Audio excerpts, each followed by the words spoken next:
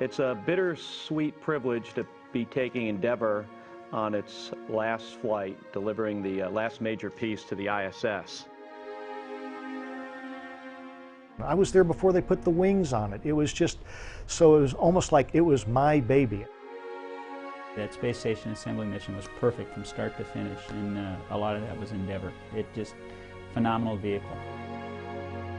The Eagle represents, the United States of America. It's something we're proud of. That's our bird. That's the Eagle. After nearly 2 decades of achievements in space, Endeavour makes one last reach for the stars on its 25th and final mission.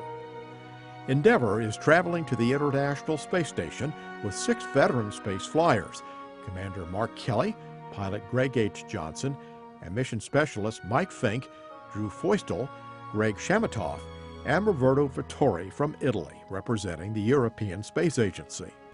Well, I'm the commander of STS-134. We've got a whole list of mission objectives, probably 30 things on the list. But the big objectives is to get the alpha magnetic spectrometer installed on the outside of the space station. The 15,000-pound AMS is a massive particle physics detector that will attach to the International Space Station.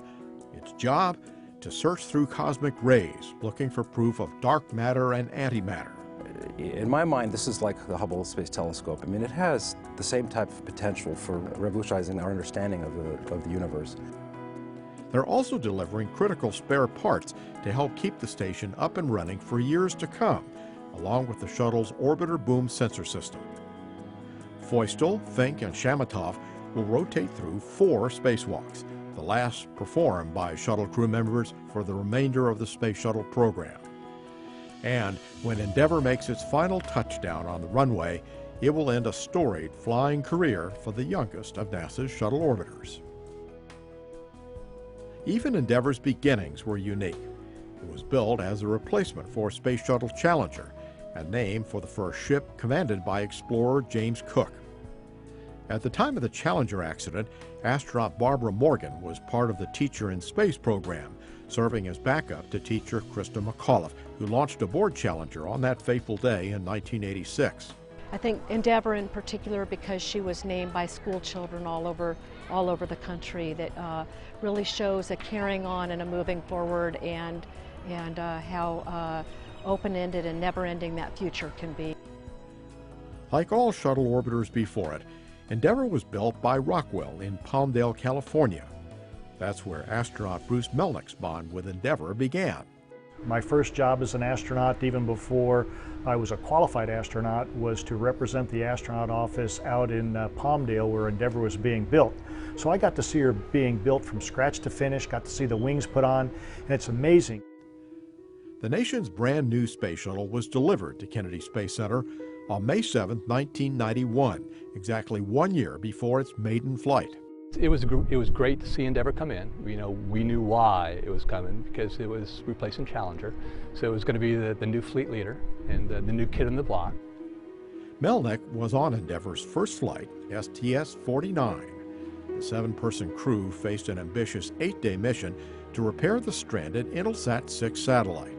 I'll never forget when Dan Brandenstein, who was the chief astronaut at the time, asked me if I wanted to be on the first flight of Endeavour. I mean, you could hear me hooting and hollering, because that was going to be the premier mission at the time.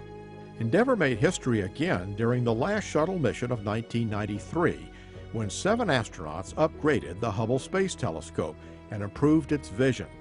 It was an extremely complex flight, involving 5 back-to-back spacewalks.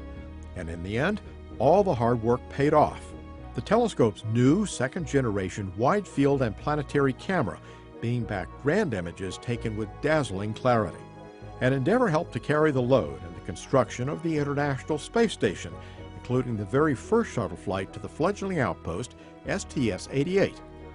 Endeavour delivered the American Unity module, and astronauts connected it to the Russian Zarya module already in place, and the station was born.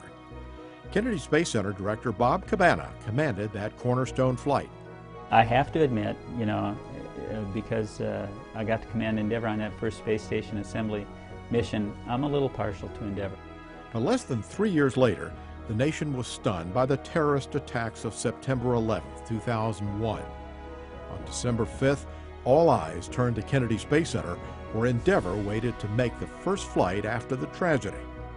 Mike, first we'd like to say thank you to the entire KSC team for getting Endeavour in great shape. And secondly, from the entire crew, we're all well aware that for over 200 years, and certainly over the last 2 months, freedom rings loud and clear across this country. But right here and right now, it's time to let freedom roar. Let's light them up. One, we have booster ignition and liftoff of the Space Shuttle Endeavour, pushing our goals skyward using our station in space.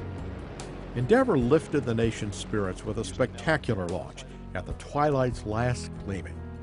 After 2 more flights, Endeavour entered an extended downtime for planned maintenance and upgrades, including the new glass cockpit and a global positioning system for landing.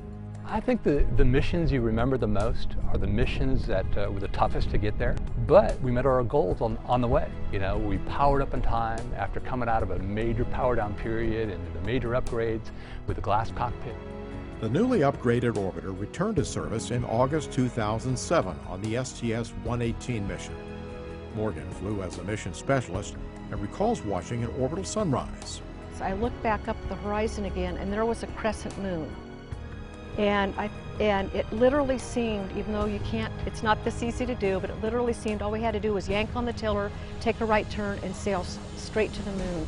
And that's when I really understood how natural and how right space exploration, human space exploration is. And Endeavour played a big part of that. STS-134 will be Endeavour's 12th flight to the International Space Station. One of the most memorable deliveries was its most recent, the cupola with 7 windows, offering astronauts a room with a captivating view of their home world.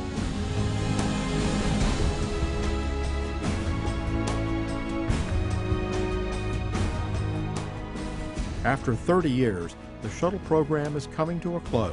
When you look up and you see that vehicle take off the launch pad, I mean, it's just such a sense of pride, and you feel the shock waves hitting you in the chest, and it just vibrates you. It just brings a tear to your eye that, you know, we're a part of that program. And then to see Endeavour go up, the last ship that I flew, and I was on her maiden voyage, and she, you know, treated us so well. To see her go into space for the last time, knowing that she's going to be retired after this flight, is going to be a real sad day. The vehicles we see, you know, every one of the vehicles, including Endeavour and Discovery and Atlantis, they're all part of us, and they all are, you know, they're alive, and they represent each and one of every one of us that had worked on it. The close-knit shuttle processing team is adjusting to the shuttle's end while still maintaining laser-sharp focus on the job. You know, personally, we do have to think about putting our emotions aside. We have our job number 1, which is to get this vehicle prepared safely for the mission at hand with STS-134 launch. But the toughest moment will be that final wheel stop when Endeavour returns to Earth for good. Houston, Endeavour, wheel stop. Roger, wheel stop, Endeavour. Welcome home. I didn't want to get out of the seat. I mean, this was my spaceship. You know, it really, that was hard getting out. In fact, of all the things I've done, it was hard. Getting out of that seat and giving Endeavour back to the team was, that was tough. When Endeavour flies for the last time, it'll be show respect for everything that we've done for many, many years. We love the shuttle program, and we love this vehicle. Any vehicle that flies has to, you know, prove that it's flight worthy, and Endeavour did that. It's been a great vehicle.